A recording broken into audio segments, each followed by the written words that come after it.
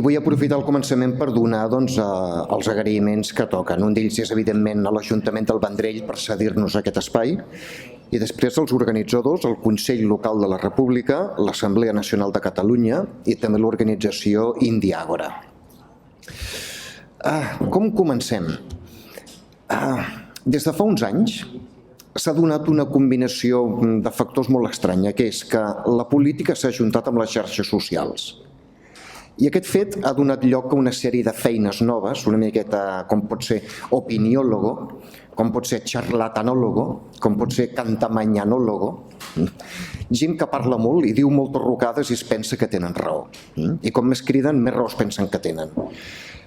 Nosaltres a Indiàgora i a l'Assemblea Nacional de Catalunya ens prenem les coses molt seriosament i ens agrada portar a conferenciants i amics que diguin les coses pel seu nom i que de veritat instrueixin i aportin valor. Un d'ells és l'Albert Pont, president del Cercle Català de Negocis. Hem fet ja diverses ponències junts. Ha escrit diversos llibres. I després el Jordi Castellà, que és vicepresident del Cercle Català de Negocis també, que ens presentarà una alternativa. Com ja dic, els dos són persones molt formades, molt competents en el seu, veuen l'equació amb totes les variables i el format que farem és, que es presentin ells mateixos, que exposin la seva tesi i després, luego de turnos i preguntes, per fer-ho així de forma àgil i sobretot amigable perquè estem entre amics. Moltíssimes gràcies a tots per la vostra assistència. Des del 1581 fins al 1968, que és l'últim procés d'independència que ha tingut Espanya. Com veieu, són moltes les nacions que en el seu dia van ser colònies d'Espanya o van ser dominades per Espanya i que finalment han pogut arribar a la independència. De totes elles, jo el que vaig fer és una anàlisi de quins patrons, de quins models s'havien utilitzat per fer la independència. La majoria d'elles s'havien realitzat aquestes independències amb 4 models diferents. El primer model era una insurrecció popular armada amb el suport de l'oligarquia dominant. Per què l'oligarquia dominant? Doncs perquè són els que tenen els diners per comprar armes i voluntats. Les insurreccions populars sense el poder del capital autòcton no reixien, perquè sempre es trobaven amb una desigualtat d'armes enfront al poder reialista colonial espanyol. El segon model, una insurrecció popular armada amb suport d'un país estranger.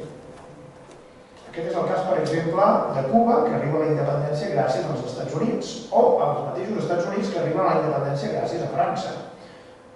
Són dos exemples de com una insurrecció popular armada autòctona, amb l'ajuda exterior d'un altre estat, tenen diners i armes i soldats per batre el govern colonial i expulsar-los del seu territori. Aquests són dos models.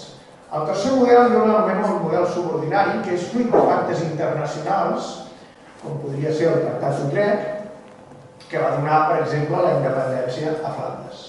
Sense el Tractat d'Utrecht, Flandes avui no seria independent. Però bé, aquest és un model que es dona en comptades ocasions. I després hi ha un quart model, que aquest és el que realment ens interessa, perquè a més és molt actual, que és del segle XX, és el de Guinea Equatorial. Guinea Equatorial va arribar a la independència gràcies a un procés de descolonització a l'empara del dret internacional que emana de les Nacions Unides des de l'any 1945. I aquest model és un model molt interessant, perquè Guinea Equatorial arriba a la independència l'any 1968 com a autonomia de l'estat espanyol. Atenció, com a autonomia de l'estat espanyol, amb un traspàs de sobirania. No hi ha un procés insurreccional, no hi ha manifestacions massives, no. Hi ha reconeixement de les Nacions Unides a Guinea Equatorial a l'any 1965, reconeixement del dret a l'autodeterminació i independència de Guinea, és un reconeixement previ, i després aquest reconeixement previ facilita mitjançant unes negociacions i una pressió diplomàtica internacional, que Guinea Equatorial pugui arribar a la independència només 3 anys després. el 1968. Molt bé, aquest model, evidentment, és un model que a nosaltres ens pot interessar molt, perquè, primera, som una autonomia, i segona, no volem tenir la guerra a Espanya, perquè ells estan en superioritat d'armes i nosaltres som un poble pacifista, desarmat i, a més, ocupat i colonitzat. I ara molta gent dirà, home, però això d'ocupat i colonitzat estem a la Unió Europea. I què? Gibraltar és considerada una colònia d'Anglaterra, del govern britànic, i està considerada per les Nacions Unides com a colònia. Què vol dir això? Que moltes vegades ens fem la idea de que les colònies són el tercer món i en països subdesenvolupats, però això no és veritat. Hi ha colònies com Puerto Rico que no estan en països subdesenvolupats, estan al continent americà. Colònies com Gibraltar, que no estan en absolut en territoris subdesenvolupats, estan a Europa. I a més, en virtut del Tractat d'Utrecht. Gibraltar és una cessió a perpetuïtat que fa l'estat espanyol, la corona espanyola, a Anglaterra per trair a Catalunya. Perquè durant la guerra de successió, Anglaterra era el nostre aliat. I per comprar als anglesos, els cedeixen Gibraltar. Bé, aquest Tractat d'Utrecht, avui, d'acord amb el dret internacional, sapigueu que és absolutament il·legal i il·legítim. Per què? Doncs perquè la sobirania d'uns estats estrangers s'imposa a la sobirania local i nacional de Catalunya. I això és absolutament il·legal, perquè és una intromissió, és una agressió a un estat sobirà. Catalunya tenia la seva sobirania i les seves constitucions i les seves institucions.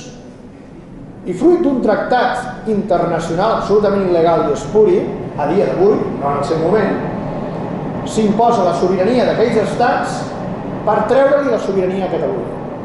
Això plantejat davant de l'acord internacional és una victòria segura, perquè Catalunya té tot el dret a ser sobirana, perquè és la voluntat del poble i de les seves institucions.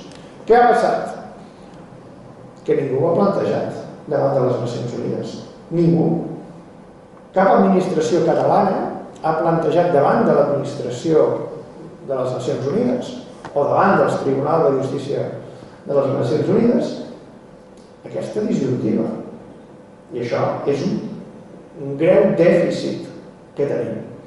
De fet, l'única iniciativa que es va presentar per solucionar aquest problema el 14 d'abril de 1945, per tant, avui farà 80, el 14 d'abril farà 80 anys, va ser en Josep Carner i Ribalta.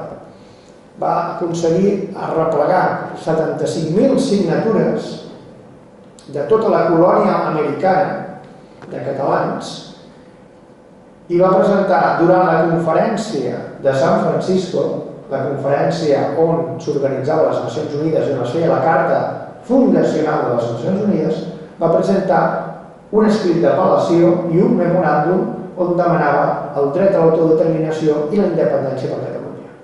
Josep Carner i Ribalta era el secretari personal de Francesc Macià.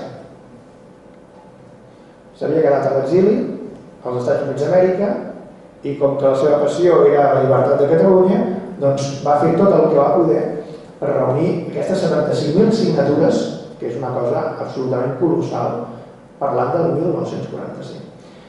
I aquí tenim un llibre de l'any 2021 de l'Andreu Marfull Pujades, que és doctor en geografia, que va poder recollir l'arxiu de Josep Carner i Ribalta i va poder explicar aquesta experiència i el títol del llibre es diu Els catalans apel·len a les Nacions Unides. Per tant, l'any 1945, alguns catalans ja es van decidir anar a les Nacions Unides a demanar el reconeixement del dret a l'autodeterminació. Quin va ser el problema? El problema va ser que poc temps després, quan ja s'havien constituït les Nacions Unides, el president Irla, que era president en funcions després de l'assassinat del president Companys, va escriure una carta a les Nacions Unides. I sabeu què va dir en aquesta carta? Pressionat per al govern de la República Espanyola a l'exili, Aquesta carta deia dues coses. Primera, que la Generalitat republicana a l'exili es subordinava a la recuperació de la República Espanyola. I segona, i a la recuperació de l'Estatut d'Autonomia. Això no ens ho va dir el senyor Irla. En comptes de fer costat aquells que demanaven el dret a l'autodeterminació, que consten a l'article 1.2 de la Carta Fundacional de les Nacions Unides, van dir que ells l'únic que volien era la recuperació de l'Estatut i de la República Espanyola. Pensant-se que així se solucionaven els mals de Catalunya. Imagineu-vos la visió d'aquells polítics d'aleshores. Doncs bé, des d'aleshores, aquest any es compliran 80 anys, continuem igual. Per desgràcia, en dret internacional, els nostres polítics i els seus assessors no estan massa documentats. Hi ha dues maneres d'arribar a la independència d'acord amb el dret internacional de les Nacions Unides. Dues. Una és mitjançant la resolució 1514 de les Nacions Unides, on diu, agafant l'article 1.2 de la Carta Fundacional, que tots els pobles tenen dret a la lliure determinació quan estan colonitzats. I la segona resolució, la 2200 de 1966, que és posterior, del Pacte Polític i Social, que diu que tots els pobles genèricament tenen dret a la lliure determinació. Quina és la diferència entre una i l'altra? Hi ha una diferència molt important. En la 1514 es va crear el 1961 el Comitè Especial de Descolonització. El Comitè Especial de Descolonització de les Nacions Unides és un comitè ad hoc per facilitar la independència i descolonització de les nacions ocupades, colonitzades i oprimides. I gràcies a aquest comitè, des de l'any 1945, s'han alliberat 80 estats del món, 750 milions de persones. Marroc, la Índia, etc. Gràcies a aquest comitè. Doncs bé, els nostres estadistes continuen obsessionats en utilitzar la resolució 2200 de 1966 del Pacte Polític i Social, on no té cap organisme que ajudi, vetlli i pressioni per poder portar a terme una independència. És al·lucinant, però és aquesta la realitat. Perquè consideren, erròniament, que Catalunya no es pot incloure dintre dels països colonitzats. I en aquest llibre de la Via Guineana jo demostro que Catalunya, com al seu dia Guinea Equatorial, pot ser considerada perfectament a dia d'avui i contemporàniament una colònia davant de les Nacions Unides. I per què? Doncs mireu, perquè Guinea Equatorial va ser annexionada a Espanya per la força i en virtut d'un tractat internacional, el Tractat de San Ildefonso de 1777, el mateix segle que Catalunya. Catalunya, en virtut del Tractat d'Utrecht de 1713, el mateix segle. Contra la voluntat dels guineans, igual que Catalunya, contra la voluntat dels catalans. Es van suprimir totes les seves institucions tribals. A Catalunya, les nostres constitucions i les nostres institucions, com la Diputació del General i les Corts catalanes. D'acord? Per tant, es reprodueixen els mateixos ítems. Guinea Equatorial, quan fa la carta a les Nacions Unides sol·licitant la seva independència i descolonització, portava més de 250 anys annexionada a Espanya. Nosaltres en portem 310, ara farem el 311. D'acord? I aleshores l'estat espanyol va respondre a les Nacions Unides: no, Guinea Equatorial és espanyola, porta més de 250 anys amb nosaltres i estan assimilats a Espanya. Són una província, no, dos províncies d'Espanya, Fernando Po i Río Muni. I a més són una regió de Guinea Equatorial. I a més, Espanya és una nació unida però dispersa en el món. Això se'n diu teoria Salafà, que era un dictador de Portugal. Doncs bé, les Nacions Unides no ho van entendre així, perquè van considerar que l'annexió de Guinea Equatorial havia sigut contra la voluntat del poble guineà. i que no hi havia cap document on el poble guineà, de forma lliure, sobirana i democràtica, s'annexionés a l'estat espanyol, com passa en el cas de Catalunya. Vosaltres heu votat alguna vegada l'annexió a l'estat espanyol? No.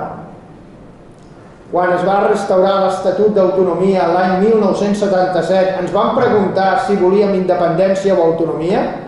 No. Ens va restaurar l'any 1977, quan Carlos I, successor de Franco, l'autonomia. Per quin motiu? Doncs per evitar un procés d'autodeterminació per Catalunya, com el que havia viscut Guinea Equatorial i havia perdut Espanya. Per això van restaurar els franquistes l'autonomia catalana, per evitar un procés d'autodeterminació. Estava tot absolutament calculat i pensat. Per tant, és molt important que sapigueu que el mateix que li va passar a Guinea Equatorial als anys 60, l'estat espanyol després ho va reproduir en Catalunya, amb la diferència de que ells van aconseguir la independència perquè van tenir reconeixement previ a l'any 1965 de les Nacions Unides, i Catalunya, com no ha sol·licitat mai aquest reconeixement, doncs no l'ha tingut mai. Què hauria passat, per exemple, si a l'1 d'octubre Catalunya hagués tingut el reconeixement internacional, per exemple, que té Palestina, de més de 145 estats, o el Sàhara Occidental, de més de 80? Què hauria passat? S'hagués atrevit l'estat espanyol a enviar-nos policies i guàrdies civils a impedir el referèndum? S'hagués atrevit l'estat espanyol a empresonar els líders polítics catalans? Aquesta és la pregunta que ens hem de fer.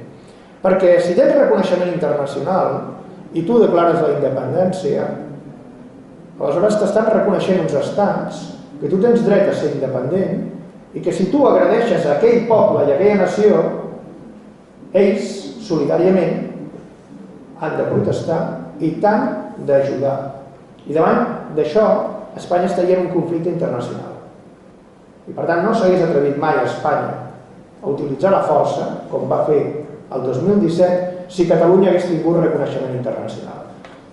Dient-ho de forma clara, si ens haguessin llançat a la piscina amb aigua, no ens hagués passat el que ens va passar. El problema és que es van llançar a la piscina sense aigua. Aquest va ser el gran error del 2017. I un segon error també molt important. El 2017 no havia esclatat la Guerra Freda. Avui estem en la Segona Guerra Freda. La primera va esclatar l'any 1964, quan els Estats Units entren a la Guerra del Vietnam. Avui són els russos els que estan a la Guerra d'Ucraïna. Hi ha una guerra oberta entre els dos blocs. Es repeteix igual que en el 1964, el mateix. En aquell moment es van aprofitar els guineans d'aquell moment de fricció mundial per aconseguir el reconeixement internacional. Per què? Doncs perquè el bloc soviètic, només per fer la punyeta al bloc occidental, va reconèixer ràpidament a Guinea Equatorial. I aleshores què va fer el bloc occidental? Doncs perquè no s'escurés Guinea Equatorial cap al bloc soviètic, va reconèixer també a Guinea Equatorial. I d'aquesta manera Guinea Equatorial va quedar en una posició de neutralitat. Doncs bé, aquesta és la mateixa estratègia que els catalans hem de seguir avui. Perquè d'aquesta manera nosaltres, si som reconeguts per un bloc, l'altre bloc també voldrà reconèixer-nos perquè no ens escurem cap a aquell bloc i quedarem en una posició de neutralitat, que és el que realment ens interessa als catalans. I si ens quedem fora de la Unió Europea, com alguns de Madrid plantejaven, o de la Unió Europea mateixa, no passa res. Els britànics ara estan a l'EFTA, van fer el Brexit i estan encantats de la vida. Ens evitarem burocràcia i impostos, perquè a Catalunya ser a la Unió Europea li costa diners, i burocràcia, i pèrdua de sobirania. Per tant, que ningú s'espanti si en el procés d'independència inicialment som fora de la Unió Europea, perquè fora del mercat comú no hi serem mai, perquè tenim frontera amb Europa i són necessaris per al tràfic de mercaderies i econòmic de tot el sud d'Europa. Per tant, això no passaria mai. Continuaríem en el Tractat de Schengen, continuaríem Això sí, amb una altra organització més laxa, sense impostos, sense pèrdua de sobirania, com pot ser l'EFTA, que potser realment als catalans és el que més ens interessa. Perquè la veritat, vist el que hem vist de la Unió Europea, de veritat que ens interessa? No. Jo us puc parlar des de la visió municipal. Demanar una subvenció a la Unió Europea triguen 1 any i mig a contestar i si te la donen. No és millor tenir recursos propis per poder-se administrar? És el canvi del paradigma, de parar la mà a tenir recursos dels nostres impostos per executar. Catalunya té la sort, que sempre ha sigut un poble treballador, sempre ha sigut un poble emprenedor i sempre ha sigut un poble sacrificat i que sap que abans de recollir has de sembrar. I com que estem acostumats a aquesta dinàmica, som un poble que no ens hem d'acostumar a parar la mà, sinó a treballar al camp, a treballar a les empreses, a ser productius, a ser competitius i a guanyar-nos el jornal. Per tant, no ens ha de fer por, no ens ha de fer por. El dia de demà, si seguim una estratègia com aquesta, com la que va seguir Guinea Equatorial, si acabem a l'EFTA i fora de la Unió Europea. Al contrari, ens vindran al darrere, ens vindran a demanar que ingressem a la Unió Europea. Per què? Perquè nosaltres som aportadors nets. Nosaltres aportem diners a la Unió Europea. I qualsevol estat que porti no serà benvingut. Mare de Déu. Mare de Déu i tant que sí. El que passa que si ens demanen entrar i hem aconseguit la independència, haurem de posar les nostres condicions. I haurem de dir, escolta, sí, però amb aquestes condicions. No de qualsevol manera com va ingressar a Espanya, i per això es va enfonsar la majoria d'empreses autòctones espanyoles, perquè van ser absorbides per les europees i internacionals, i no la pèrdua de sobirania que vosaltres plantegeu. Per tant, la via de la descolonització és possible. Jo us puc explicar que a més hi ha 2 tipus de descolonització. La descolonització que faríem, la de Catalunya, seria en aquest tipus. Si us fixeu, aquí a les fases per la independència, primer hi ha una fase de mobilització, aquesta ja l'hem feta, les famoses manifestacions. Després hi ha una fase de legitimació, que és quan ja som una majoria, els que volem la independència. Després hi ha la fase de declaració, que això ho vam fer l'1 d'octubre, i el 10 d'octubre i el 27 d'octubre, quan declarem la independència. I en quina fase ens trobem ara? Estem a la fase de substitució. Això funciona en totes les independències. Sempre hi ha una fase on tu tens que substituir el poder imposat per al poder sobirà de la nació. Nosaltres estem en aquesta fase, i aquesta fase no és automàtica. Us en recordeu que us deien és que declararem la independència i ja serem independents. Això no va així, això és fals, això no ha passat mai. Tu declares la independència, el poder colonial impedeix aquesta declaració per la força o pels seus mitjans, i aleshores hi ha un període que pot ser llarg on el qual es disputa aquest poder. I nosaltres estem dintre d'aquest període, d'aquesta fase de substitució. Ara us ensenyaré una altra dada, i és que la fase de substitució pot durar fins a 10 anys i mig. Per exemple, el cas de Portugal va durar 28 anys, de 1640 a 1661. 28 anys. Per què? Perquè com més a prop ets de la metròpoli, més dificultats hi ha per fer-te independent per la força. D'acord? Però la mitjana està en 10 anys i mig. Argentina, Uruguai i Cuba 14 anys, Perú, Xile, Mèxic i Venezuela 13 anys, Costa Rica 10 anys, Colòmbia i Guinea, per exemple, 9 anys, des que van fer la carta a les Nacions Unides. Nosaltres, per sort, estem una mica més avançats que Guinea Equatorial. Guinea Equatorial, quan va fer la carta, no eren ni autonomia, eren simplement 2 províncies d'Espanya. Nosaltres ara ja som autonomia, ja hem fet un referèndum, ja hem fet una declaració d'independència. Nosaltres estem molt més avançats. I tot i així portem 7 anys de transició d'aquesta fase de substitució. Què ens queda? Ens queda demanar a les Nacions Unides i els seus estats membres, els 193 estats membres, el reconeixement del dret a l'autodeterminació i independència de Catalunya.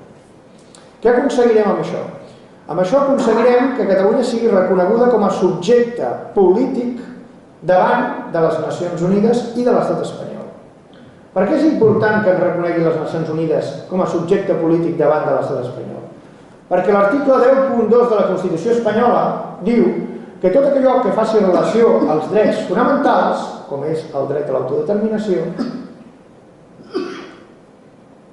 es farà d'acord amb les resolucions de les Nacions Unides. Per tant, si les Nacions Unides acorden, com van fer l'any 1965 en Guinea Equatorial, que Catalunya té dret a l'autodeterminació i a la independència, en virtut de l'article 10.2 de la Constitució espanyola, s'ha d'aplicar aquella resolució. Digui el que digui el Tribunal Constitucional. És així.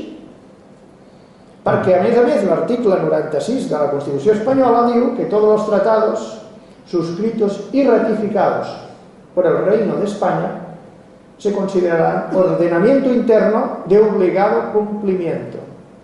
Per tant, tot allò que les Nacions Unides resolgui en matèria de drets humans s'haurà d'aplicar internament en el dret espanyol.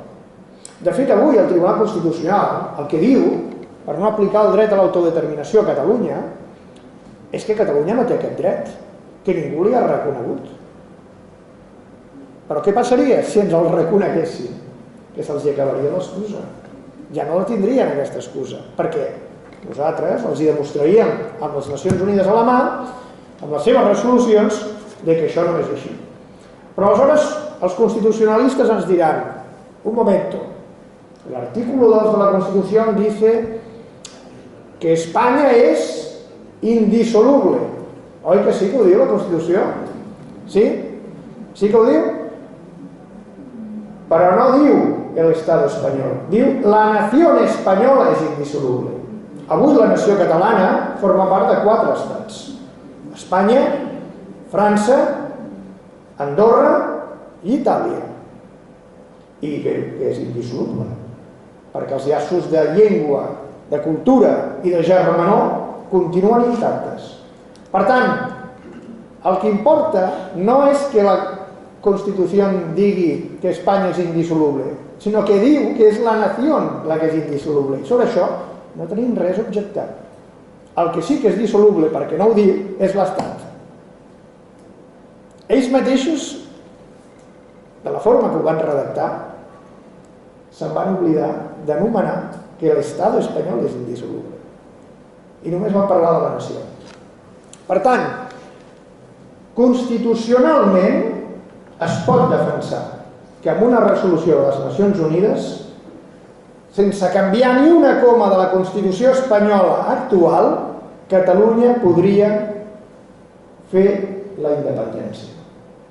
Perquè la nació és indissoluble, però no l'Estado, i perquè els articles 96 i 10.2 de la Constitució espanyola permeten l'aplicació d'aquesta resolució de les Nacions Unides. Per tant, què és el que hem de fer? Sol·licitar la resolució de les Nacions Unides. El 10 d'octubre de 2017, a l'Auditori del Parlament de Catalunya es va signar un document molt important, i era la Declaració Formal d'Independència de Catalunya. Què deia aquella declaració formal? Que Catalunya es constituïa com una república catalana i sol·licitava als organismes internacionals i als seus estats membres el seu reconeixement. Què va passar? Que aquella declaració d'independència formal i signada per el president Puigdemont, la presidenta Carme Forcadell i els altres diputats independentistes, majoria absolutíssima, es va desar amb un calaix. I encara no ha sortit d'allà. Tenim una declaració d'independència, i això ho explico en el llibre, i a més us he fet la còpia d'aquesta declaració, per si algú l'oblida, que convida les nacions a reconèixer-nos. Però és que la tenen amagat.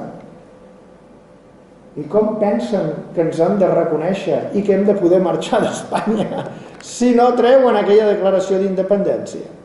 Com es pensen?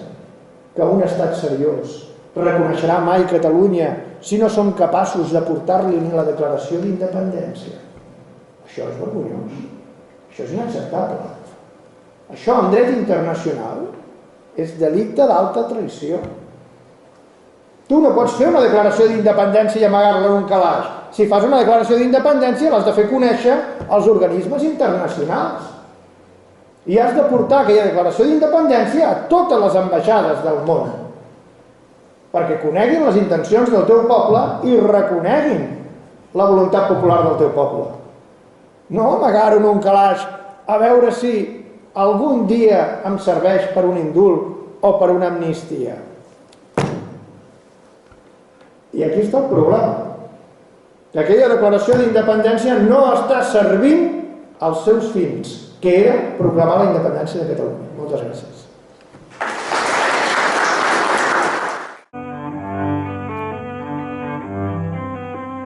Bé, aquesta fotografia és una fotografia històrica. És el dia que l'estat espanyol traspassa la sobirania a Guinea Equatorial, un 12 d'octubre de 1968, el dia de la raza, el dia de la hispanitat. Traspassen la sobirania a Guinea Equatorial. Però us fixeu el senyor que hi ha a la cadira amb la banda, amb la faixa, Rojigualda? Qui deu ser aquest senyor? En Fraga Iribarne, el fundador de l'Aliança Popular, que després seria el Partido Popular, que aleshores era ministre d'Informació i Turisme, va fer el traspàs de sobirania per ordres de Franco. En vida de Franco es traspassa l'autonomia. I com ho van fer? Doncs mitjançant un referèndum d'autodeterminació, a l'empara de les Nacions Unides. Hi ha les condicions que posen les Nacions Unides. Una d'aquestes condicions, que està a més en el BOE de convocatòria del referèndum, perquè el Franco va haver de fer 2 referèndums d'autodeterminació. Un per fer autonomia a Guinea Equatorial i un altre per fer-la independent. Es van fer 2. I ara ens diuen que esto del referèndum és il·legal. Imagineu-vos, el Franco en va fer 2 de referèndums. Doncs bé, en el referèndum per la independència de Guinea Equatorial de 1968, condicions que posava la ONU és que només votessin els nacionals de Guinea Equatorial. I això vol dir els nascuts a Guinea Equatorial. Gràcies a això, el 30% de la població de Guinea Equatorial, que eren espanyols i estrangers, no van poder votar. I en el BOE, que el senyor, el dictador Franco va fer publicar, diu clarament que solo podrán votar los mayores de 21 años de origen nigeriano. D'acord? Per què? Doncs perquè si participa aquells que tenen la residència catalana però altres nacionalitats, lo normal és que no decideixin en benefici de la nació catalana, sinó de les seves pròpies nacionalitats. Per això a Escòcia van perdre el tercer referèndum i per això al Quebec van perdre el seu referèndum. Perquè tu, en un referèndum d'autodeterminació, només has de deixar votar els naturals d'aquella nació, no els d'altres nacions. Perquè no té cap sentit que les altres nacions decideixin sobre el futur de la teva nació. Cap sentit. I per aquest motiu, en el seu dia, l'any 1968, les Nacions Unides van posar aquesta condició. Condició que va complir l'estat espanyol, i per aquest motiu, per un 65%, van guanyar el referèndum d'autodeterminació, perquè hi va haver un 35% que ja els anava bé ser espanyols. Per això és tan important que es compleixi la legalitat internacional, perquè si no, doncs tota aquella gent que ha vingut durant tots aquests anys de fora, en els últims 20 anys han vingut 2 milions de persones, poca broma, 2 milions. Aquestes persones, per què han de voler la independència de Catalunya? Per què? No, perquè viuríem millor. Bueno, això no ho sabem. No, perquè el català és molt bonic. Bueno, la nostra llengua també. I fins que no hi ha un arrelament, fins i tot sentimental, en aquell territori, a l'estranger no se la juga per aquell territori. I va acabar guanyador. I precisament per evitar trampes, les Nacions Unides diuen no, han de votar els naturals perquè si no el que pot passar, com va passar a Escòcia o com va passar al Quebec, és que els que són d'origen de la metròpoli votin en massa en contra de la independència. O li ha passat també a Nova Caledònia. Nova Caledònia fa un referèndum, però els francesos poden votar. No, han de votar els de Nova Caledònia, no els francesos. Doncs bé, si fem les coses bé, aquest referèndum, si les Nacions Unides ho posessin com a condició, si estigués d'acord amb el dret internacional, no hauríem de tenir cap por. Perquè la majoria absolutíssima dels naturals de Catalunya, els nascuts de Catalunya, estan per la independència. No tinc cap mena de dubte. I l'únic problema que té Catalunya és que l'estan minoritzant dècada rere dècada. I ho fan a propòsit, per impedir que els catalans siguin majoria a casa seva. No és casual. Tots els estats colonials minoritzen els autòctons per assimilar-los i controlar-los. Això és així, des dels temps dels romans. Això, des dels temps dels romans. A la famosa Palestina van introduir moltes tribus àrabs al regne d'Israel justament per minoritzar-los. De fet, van arribar a l'extrem de la famosa diàspora, que van ser els romans que van expulsar els israelites, com no es deixaven assimilar, els van expulsar d'Israel i van estar campant pel món durant 2000 anys per després retornar una altra vegada a Israel. Per tant, això ja és conegut a les Nacions Unides, la minorització dels nacionals. Si fem les coses bé, no hem de tenir cap por a un referèndum amb l'empara de les Nacions Unides i el dret internacional. L'Albert volia afegir o volia ampliar. Sí, no, a veure, és que no hem de perdre de vista que el dret a l'autodeterminació, reconegut per diferents instruments jurídics a les Nacions Unides, és preexistent a les Nacions Unides. És a dir, el dret a l'autodeterminació ha existit sempre.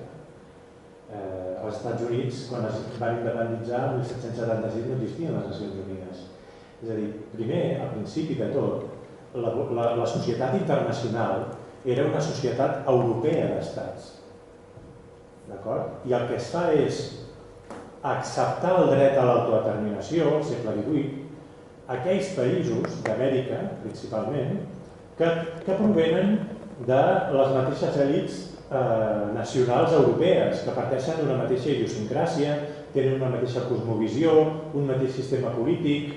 Són les primeres a qui se'ls reconeix el dret a l'autodeterminació, començant als Estats Units i que posteriorment va abarcar tota Amèrica Llatina. Però no només, el dret a l'autodeterminació s'amplia posteriorment, durant la Primera Guerra Mundial, a les nacionalitats històriques d'Europa. I això a través dels 14 punts de Wilson, que el 8 de gener del 1918 el president dels Estats Units va establir tota una sèrie de condicions per mediar en la resolució de la Primera Guerra Mundial, i una d'elles és que els contendents reconeguessin el dret a l'autodeterminació de les nacionalitats històriques d'Europa. I això va donar lloc a nous estats, molts nous estats, va donar lloc a la dissolució dels imperis centrals alemany, otomà, austro-hongarès, etc. I va donar a l'aparició de molts nous països, Croàcia, Eslovènia, etc. El que fa les Nacions Unides després de la Segona Guerra Mundial és adoptar un mecanisme per tal que els països es puguin, les nacions o nacionalitats, diguem-li com li vulgueu dir, es puguin independitzar sense haver de recórrer a l'ús de la força, perquè a última hora les Nacions Unides es crea precisament per impedir guerres, per impedir, etc.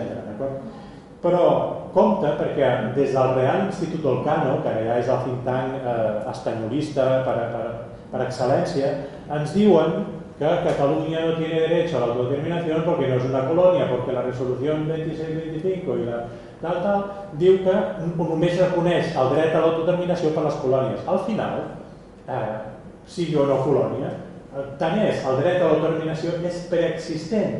I ho és, com ha dit en Jordi Castellà, des del moment en què tu eres un estat independent, tenies totes les manifestacions de la subjectivitat internacional dels estats, podies enviar ambaixadors, eres subjecte actiu i passiu de dret internacional, participaves en la codificació del dret internacional, signaves tractats internacionals amb altres potències, és a dir, tenies tota la sobirania que avui s'atribueix als estats, i això t'ho treuen per dret de conquesta, i això és un il·lícit internacional que no prescriu mai, amb independència del que diguin les Nacions Unides i dels mecanismes que estableixin. Per tant, el dret el tenim tot, el que aporta les Nacions Unides és un mecanisme legal, democràtic i pacífic, com diu situar en Jordi Castellà, per poder-ho desenvolupar, per poder arribar a la independència i restituir a l'estat que nosaltres teníem, a diferència de Guinea Equatorial. El Tractat d'Utrecht ara mateix és vigent. Gràcies al Tractat d'Utrecht s'aplica la colonització de Gibraltar. I gràcies al Tractat d'Utrecht es sotmet Catalunya. Per tant, és d'aplicació. El que passa que Catalunya l'hauria de denunciar davant dels Tribunals de Justícia i les Nacions Unides, perquè és un tractat absolutament il·legal i il·legítim d'acord amb l'actual dret internacional. O sigui, els catalans, primer, no som espanyols, ens van annexionar per la força de les armes, com ha dit l'Albert, i segona, no tenim cap obligació de continuar estant annexionats per la força, com es va demostrar el 2017, en virtut d'aquest tractat internacional, que és il·legítim, perquè la sobirania d'estats tercers s'imposa sobre la nostra. I això no hi ha qui ho defensi, avui, ni a les Nacions Unides ni enlloc. El que passa és que si els catalans no ho denunciem, naturalment s'aplica. Si tenim uns presidents que ens diuen que voldran en el seu mandat culminar la independència de Catalunya i el que fan és avançar les eleccions per perdre la majoria independentista, doncs com comprendreu, així no farem mai la independència. El que hem de fer és tot el contrari, és aprofitar les nostres institucions i aprofitar la nostra fortalesa per demanar a la comunitat internacional que reconegui el dret a l'autodeterminació de Catalunya. Ara no tenim el govern de la Generalitat, però tampoc ho tenia Guinea Equatorial, el poder autonòmic. Va ser un partit des de l'exili, que es deia IPG, Idea per a Guinea Equatorial, que va demanar el reconeixement per al seu poble del dret a l'autodeterminació i la independència. I sabeu què va fer el president de l'autonomia de Guinea Equatorial, que era negre i africà i guineà? Se'n va anar a les Nacions Unides a dir-los que Espanya les había traído la civilización, que no tenien cap pressa de ser independents, que estaven molt a gust amb Espanya. I tot i així, les Nacions Unides els va contestar, no, si aquí el que hem de decidir és si aquest poble té dret a autodeterminar-se i independitzar-se quan vulgui. I això és el que hem d'aconseguir. Tot i que el senyor Illa se'n vagi a les Nacions Unides a dir que no, que ja s'ha arreglado todo, que ens donaran 4 duros més i viurem feliços i contents. Nosaltres hem d'aconseguir, ja sigui amb el Consell de la República o amb altres organismes internacionals que tinguem a l'abast, que Catalunya sigui reconeguda com a subjecte polític per poder fer la independència quan ho cregui convenient. Això és el que hem d'aconseguir. I, per tant, aquest és el nostre objectiu, tant des del Cercle Català de Negocis com en el seu dia, si es pot, des del Consell de la República, que és un organisme que se suposava que havia de fer l'acció diplomàtica internacional per facilitar els reconeixements internacionals i per fer aquesta feina que no han fet durant 7 anys. I aquesta reflexió i aquesta queixa l'hem de fer. Quan us vinguin aquí els polítics de torn a explicar-vos que heu de tallar una carretera o que heu de fer desobediència fiscal o que heu de fer no se sap què, recordeu-vos que ells poden agafar la declaració d'independència i portar-la a les ambaixades de tot el món, perquè això era el que havien d'haver fet i no han fet en 7 anys. I per això hem perdut el nostre respecte i el nostre suport. Home, és que és imprescindible, però no només aquest paper, vull dir, s'ha de fer una carta a tots els estats membres amb un memoràndum, com es va fer el 1945, explicant què és Catalunya, perquè hi haurà moltes nacions del món que no tenen ni idea del que és Catalunya, explicant-los la història de Catalunya. Penseu que Catalunya, en els últims 400 anys, sabeu quantes vegades ha proclamat la República Catalana? 3. El 1641, amb la Guerra dels Segadors, el president Pau Clars, el 1931, el Francesc Macià, i el 2017, el president Carles Puigdemont. 3 vegades! I una a l'estat català, amb el president Companys.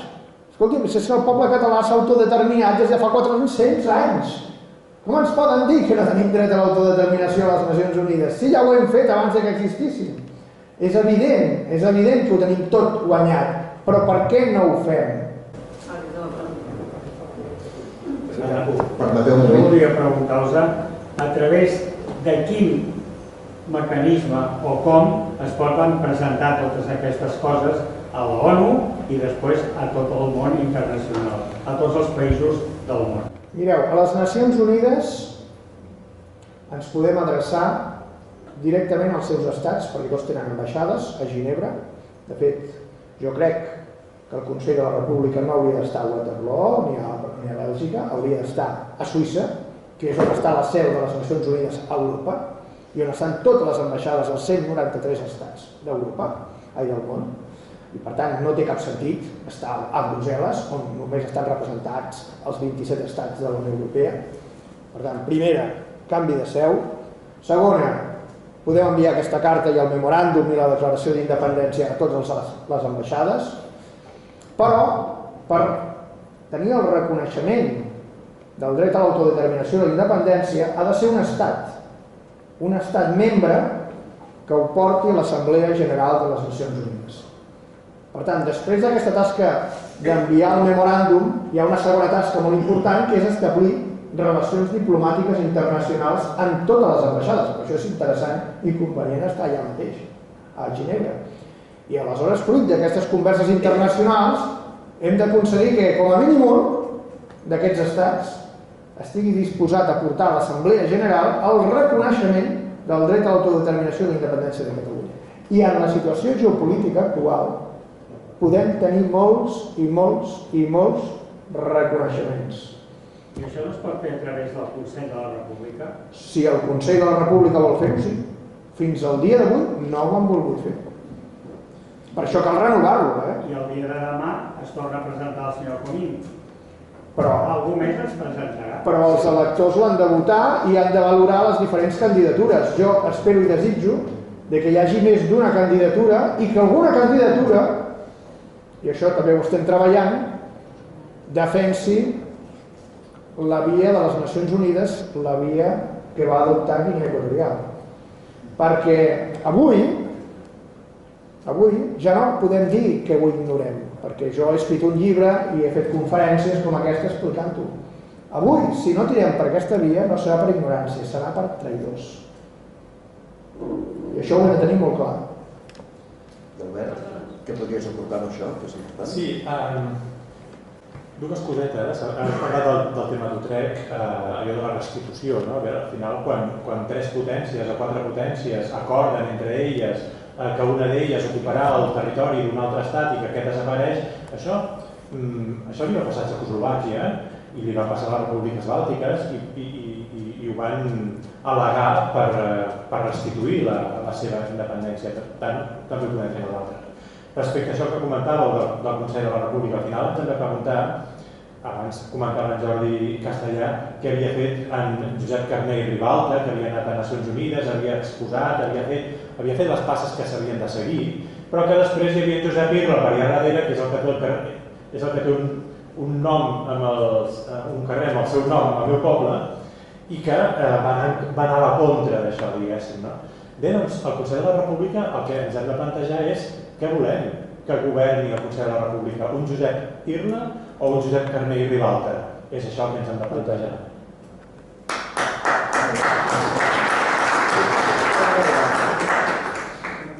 Bé, ho ha explicat molt bé l'Albert Pont. Si es presenta una candidatura que vulgui seguir l'esperit de Josep Carner Ribalta i fer honor al mandat de l'1 d'octubre, sí, el Consell de la República pot ser una eina molt útil per fer la tasca diplomàtica que avui és necessària per aconseguir la independència de Catalunya. Si es presenta unir-la, servirà per fer efectiva l'amnistia sobre els exiliats i els encausats i poca cosa més. Per tant, hem de triar sobiranament, els que som electors del Consell de la República, jo el primer, si volem unir-la o volem en Carner. Fa 80 anys, en Carner es va jugar tot el que tenia per portar a les Nacions Unides aquell memoràndum i aquella apel·lació. Si tenim una candidatura que està disposada a això, jo la votaré. I vosaltres? Doncs això és el que hem de fer. Sí, respecte a aquesta qüestió, jo com a ciutadà el que trobo a faltar és que, mireu, el 2017, a mi el 2017 se'm va oferir d'entrar al govern de la Generalitat i ho vaig desestimar completament perquè no era el moment, vam veure el farol i si haguessin anat de debò o hi hagués oportunitat d'anar de debò, endavant, cap problema, m'hi poso. En aquell moment creia erròniament, jo creia erròniament que com a mínim havíem de donar un vot de confiança en Puigdemont i que la resistència s'havia de mobilitzar o s'havia d'organitzar des de Londres, com havia fet en Churchill, el general de Gaulle, no? En França, en l'ocupació francesa. Se li va donar aquest vot de confiança, cap problema, crec que s'havia de tocar a fer-ho així perquè tenia tota la legitimitat del món, però hem vist com han actuat, són 7 anys, amb aquests 7 anys, si les coses s'haguessin fet, ara ja estarien funcionant tot a ple rendiment, i això no ha passat, i molt probablement és que una candidatura continuista acabi donant al Consell com a moneda de canvi per noves amnisties, etc. Per tant, ja veiem que en Puigdemont no tirava endavant tota una sèrie de qüestions que crec que eren importants, directament nosaltres ja no hi vam tenir mai més cap mena de tracte, d'acord? Com a ciutadà trobo a faltar ambició política, trobo a faltar que el Consell no s'activés, no s'organitzés com un veritable govern a l'exili, un govern que fes la competència a l'estat espanyol i probablement també a la Generalitat de Catalunya en diferents aspectes. Tu has de tenir un govern efectiu, que no només activi la diplomàcia internacional, que no només activi el procés d'independència en els organismes internacionals. Tu has de tenir un govern, un departament d'empresa, un ministeri d'empresa. Un ministeri d'empresa que obri, que per exemple, jo he trobat a faltar això, un ministeri d'empresa que obri centres de negocis a diferents països del món amb millor fiscalitat que l'espanyola perquè les empreses catalanes s'hi puguin traslladar i puguin pagar menys impostos en un altre país. Millor pagar menys impostos en un altre país que pagar tots els impostos que paguem a l'estat espanyol. I això, a l'hora de capitalitzar l'empresa catalana, permetria també capitalitzar el Consell de la República. Perquè si jo a la teva empresa t'estalvio 200.000 euros en impostos, aquí hi ha d'haver un petit retorn. M'explico? Per tant, una de les coses que fa el Consell de la República, anar passant al plateret, demanant diner, demanant caritat, quan hauries de ser una autoritat, això t'està deslegitimant. I per què no tenir un Ministeri d'Educació? Tenir un Ministeri d'Educació, per què no fer cursos online o presencials a l'estranger? Tu pots obrir, el Consell de la República podria obrir un centre d'educació primària o un centre d'educació secundària a Suïssa, a Bèlgica, als Estats Units. I quants fills d'expatriats catalans no anirien a fer classes? Qui no voldria tenir fills amb una titularitat d'un centre de batxillerat de Suïssa en nom de la República? Tu pots tenir un govern a l'exterior que, per exemple, construeixi pisos de protecció oficial. Quin problema hi ha? Com una empresa privada. Què t'ho impedeix? No t'ho impedeix res més que la teva pròpia ambició. Tu pots tenir un govern a l'exili que doni premis als millors estudiants, que doni diners a start-ups, que doni mencions honorífiques. Qui no voldrà tenir una medalla o una beca d'estudis en nom de la República de Catalunya? Això és el que ens ha mancat.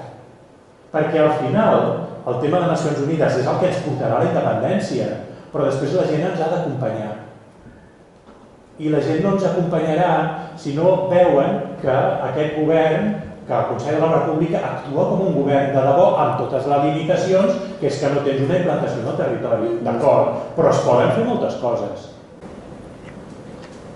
Més preguntes? Sí. Una última cosa, si m'ho permeteu. El Centre Català de Negocis, o concretament Albert Pont, farà una candidatura al Consell de la República? Jo no estic empadronat en el Consell de la República perquè els hi vaig donar 100 dies de marge perquè em demostressin que anaven de debò. Ja vaig veure en aquells 100 dies, ja amb el nom que li van posar, Consell per la República. Per tant, jo no seré candidat de res, no tinc aspiracions de res. Sí que dic que si es presenta un candidat amb cara i ulls que sap de què va la pel·lícula i que vol donar contingut al Consell de la República perquè actuï com un govern efectiu des de l'exili i que a més actuï en l'àmbit internacional, a nivell bilateral amb determinats països i que ho pugui fer també a nivell multilateral amb Nacions Unides i altres organismes internacionals, si sorgeix aquesta figura, nosaltres li donarem suport durant la campanya i intentarem col·laborar amb ell i ser allà on sigui necessari, si surt aquesta candidatura. Bé, ho ha explicat molt bé l'Albert Pont. Si es presenta una candidatura que vulgui seguir l'esperit de Josep Carner Ribalta i fer honor al mandat de l'1 d'octubre, sí, el Consell de la República pot ser una eina molt útil per fer la tasca diplomàtica que avui és necessària per aconseguir la independència de Catalunya. Si es presenta unir-la, servirà per fer efectiva l'amnistia sobre els exiliats i els encausats i poca cosa més. Per tant, hem de triar sobiranament els que som electors del Consell de la República, jo el primer, si volem unir-la o volem encarnar. Fa 80 anys, en Carner es va jugar tot el que tenia per portar a les Nacions Unides aquell memoràndum i aquella apel·lació. Si tenim una candidatura que està disposada a això, jo la votaré. I vosaltres? Doncs això és el que hem de fer. Sí, no, estic totalment d'acord, però les eines jurídiques, jo soc advocat, les eines jurídiques que jo puc donar al poble de Catalunya perquè s'alliberi del joc, del colonialisme i de l'imperialisme i de la submissió de l'estat espanyol són aquestes. Si seguim aquest procediment, de forma legal, pacífica i democràtica, podrem arribar a la independència. No hi ha cap altra drecera possible que sigui legal, pacífica i democràtica. I és, de totes, la que ens interessa més als catalans. Un traspàs de sobirania, de forma legal, pacífica i democràtica, igual que es va fer el 12 d'octubre de 1968, amb el senyor Fraga Iribarne. Potser un dia serà el senyor Feijóo, també gallec, qui faci el traspàs de sobirania. Per què no?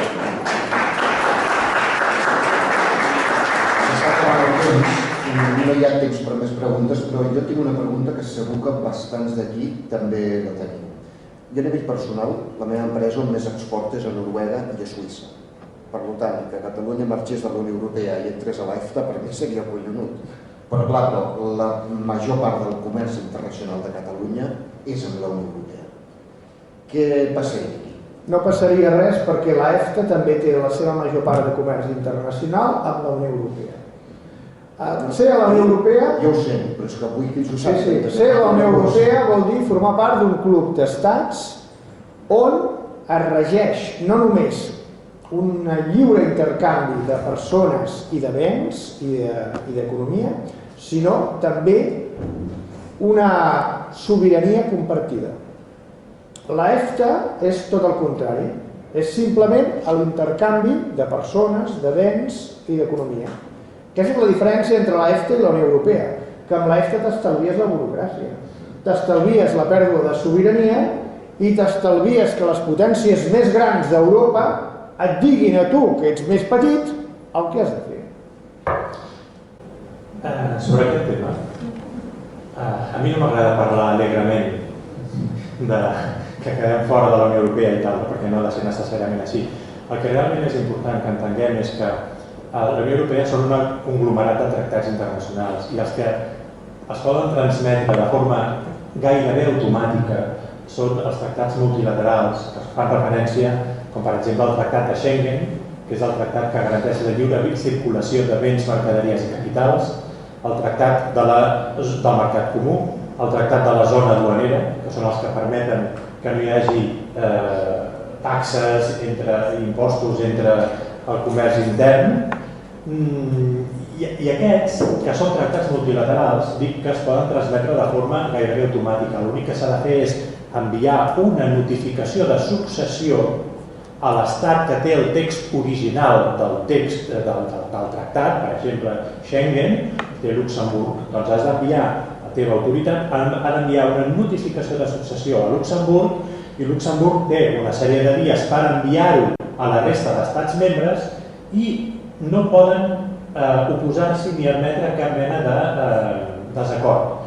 Simplement, algun d'ells, el que sí és factible és que algun d'ells digui d'acord, jo accepto que aquest país estigui dintre d'aquest estat sempre quan d'això no es derivi que l'estic reconeguent.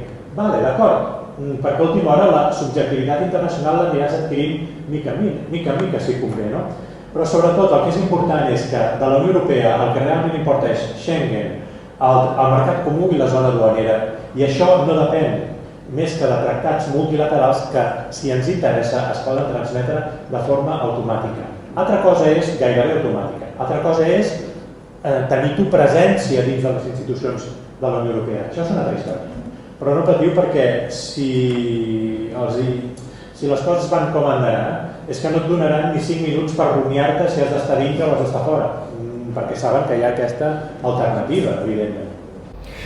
Doncs, amics meus, haurem de deixar-ho aquí, però com podeu veure he estat un bon àrbitre, he parlat molt poc, però vull que marxeu d'aquí amb una cosa al cap. Hi ha molt desànim i no n'hi ha per menys. Hi ha molta gent que es pensa que no hem après res. Sí que hem après. Ara hem après les regles del joc de com funciona. Ara no anirem amb el lliri a la mà. Molta gent es pensa que aquí no passa nada. Ja ho veieu, de forma discreta, silenciosa, però hi ha gent molt bona que està... I de cara al desànim, penseu una cosa. Ara, justament ara, és la primera vegada en 300 anys, fins ara què ha fet Espanya amb el separatisme català? Ha enviat l'exèrcit a trinxar-ho tot i a afusellar el problema. Ara és la primera vegada en 300 anys que no pot fer-ho, o almenys no pot fer sense conseqüències. Nosaltres som la generació, ens ha tocat a nosaltres aquest moment. Hagués pogut tocar fa 30 anys o pot ser que toqui d'aquí 50. Ens ha tocat a nosaltres. Per tant, escolta, gaudim. Jo no sé quan Catalunya serà independent, però com podeu veure hi ha gent molt preparada que hi està lluitant i treballant-hi.